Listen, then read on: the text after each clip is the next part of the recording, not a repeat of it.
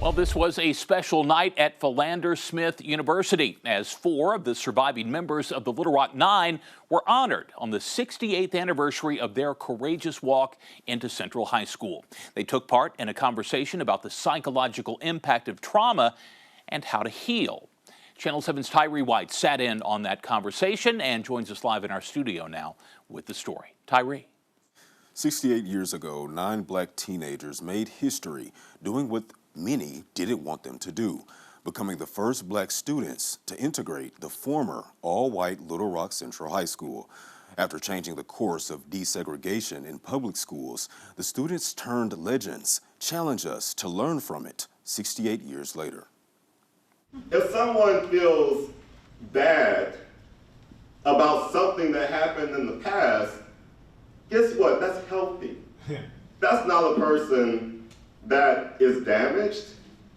That's a person that recognizes the past was harmful and wants to have a better future.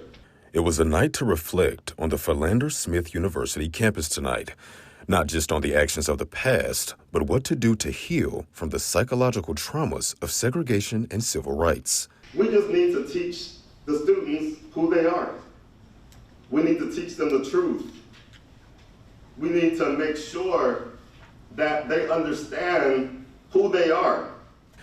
Dr. Ivory Todson, editor-in-chief of the Journal of Negro Education, led the discussion, pulling from the courage of the Little Rock Nine, who Todson says had to integrate themselves before ever stepping foot inside Little Rock Central High School.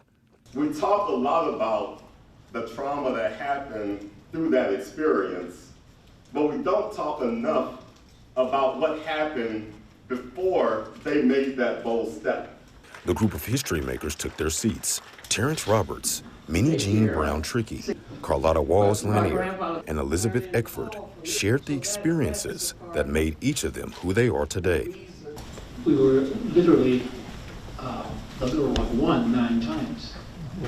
Better way to think about it, since our experiences are unique. For Trickey, it was her confidence her parents taught her that got her through those doors. I think about how hard it must have been to raise a confident child in the Jim Crow South. Come on. But they did it, okay? For Lanier, she reflects today on her engagements with the younger generation, sharing her story. And they are amazed with what I could not do. And Eckford, growing up a shy child, found she had a powerful gift early on. I learned to use my voice.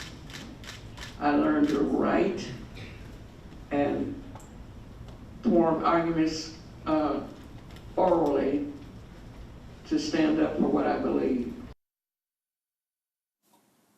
While tonight marked 68 years since the Little Rock Nine made history, Dr. Todson says that history doesn't have to focus on the trauma, but the courage each student had to face it. On your side, I'm Tyree White.